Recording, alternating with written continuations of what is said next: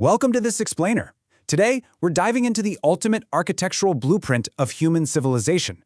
We're unpacking a really fascinating source text called Architects of Progress, the Pillars of Human Evolution. And honestly, it's essentially a comprehensive breakdown of exactly what makes us, well, us. So let's just start right off the bat with a massive, kind of mind-boggling question. How did humans reach the cosmos? Really think about it for a second.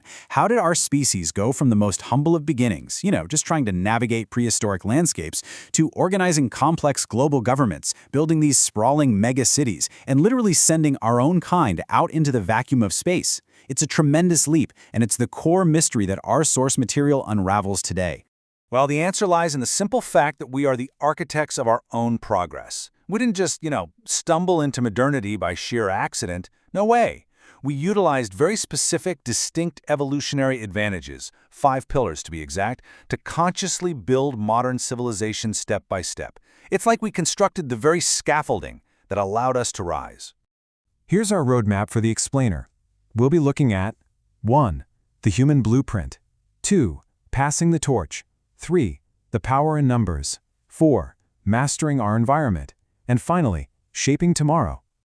Okay, let's jump right into Section 1, the human blueprint, focusing on abstract thinking and language. Now, symbolic thought is the absolute key here. It's the exact reason we can conceptualize things far, far beyond our immediate physical surroundings. It's our ability to think abstractly and use symbols to develop incredibly complex systems of understanding. Think of it this way.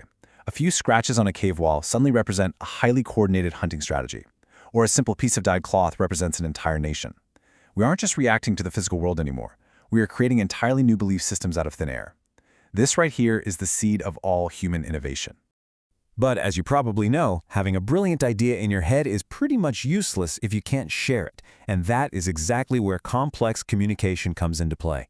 Human language allows us to seamlessly transmit ideas, knowledge, and experiences. It acts as the ultimate broadband connection between individual minds, making absolutely sure a breakthrough doesn't just die with the person who first thought of it. Moving right along to Section 2, Passing the Torch. This is all about knowledge transfer. So humans operate on this highly unique, continuous improvement loop.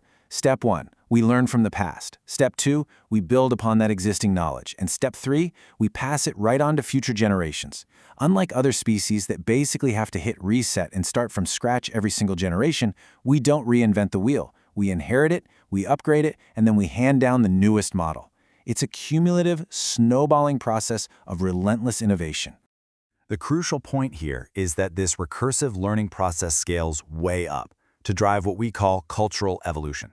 That's the development of complex cultures, societies, and civilizations driven by cumulative intergenerational knowledge transfer. We aren't just passing down basic survival tips like how to start a fire. We're passing down massive legal systems, deep philosophies, and advanced scientific disciplines. This is literally how we build complex societies from the ground up, generation after generation. Which brings us to Section 3, the power in numbers. Let's talk about cooperation and specialization. By dividing our labor based on individual skills, we unlock just immense potential. We optimize efficiency and leverage incredibly diverse perspectives for creative problem solving. Just think about it. If every single one of us had to hunt for our own food, build our own houses, and sew our own clothes, well, we'd never have a spare second to study medicine or engineer rockets, right? Task diversification absolutely changes the game. But what actually holds this diverse, specialized group together without the whole shebang falling apart? Social networks. We evolved these intricate systems to enable cooperation, trust, and mutual support. And trust is the absolutely crucial currency here. You can specialize in, say, structural engineering specifically because you trust that a farmer is specializing in growing the food you're going to eat tonight. That mutual support is mandatory. Without it, the whole system collapses. And when you get this synergy of diverse tasks and collective cooperation going, it rolls up into some massive, undeniable achievements. Humans have the capacity to organize and coordinate incredible feats. Stuff like building sprawling cities, constructing intricate global infrastructure, and, exploring space. It's the ultimate culmination of specialized individuals working together within a trusted social network. All right, let's look at Section 4, Mastering Our Environment Through Resourceful Utilization. Now here is the vital difference when it comes to human dominance. Many species out there rely entirely on biological adaptation, meaning they slowly change their physiology over millions of years just to survive. Humans, on the other hand, we use technological adaptability. We instantly harness resources, developing tools that let us thrive anywhere, from freezing tundras to scorching deserts, without having to wait around for our biology to slowly catch up. That incredible adaptability stems directly from our resource utilization. We don't just passively exist in our environment, we actively mold it. We turn it into the very building blocks of our progress. I mean, we literally take raw earth, process it, and turn it into the silicon chips powering the exact device you're using to listen to this explainer right now. It's pretty wild when you think about it. And finally, Section 5, Shaping Tomorrow. This is where we see the synergy of all our pillars.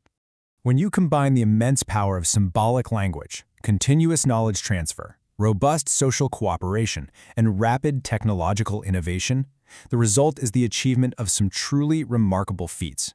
These evolutionary advantages have elevated humans from mere survival mode at the dawn of civilization to completely reshaping our world and pushing out into the cosmos. It's the sum total of every single pillar working together in perfect, synchronized harmony. As our source material perfectly concludes, by understanding and harnessing these capabilities, we can continue to shape our world and create a better future. You see, these evolutionary advantages aren't just dry history lessons from a textbook. They are active, vibrant tools that we possess right now. We have to consciously harness them to navigate modern challenges and keep building our society. Which leaves us with a final, absolutely vital question to consider today. How will you use our evolutionary blueprint to shape tomorrow? As we continue this incredible, ongoing journey, what role are you going to play? Are you going to focus on transferring knowledge, cooperating within these complex networks, or maybe driving new technological adaptations? Think about your unique skills and how they slot right into this grand architecture of human progress. Thank you so much for joining me for this explainer. Keep questioning, keep learning, and let's keep building our collective future together.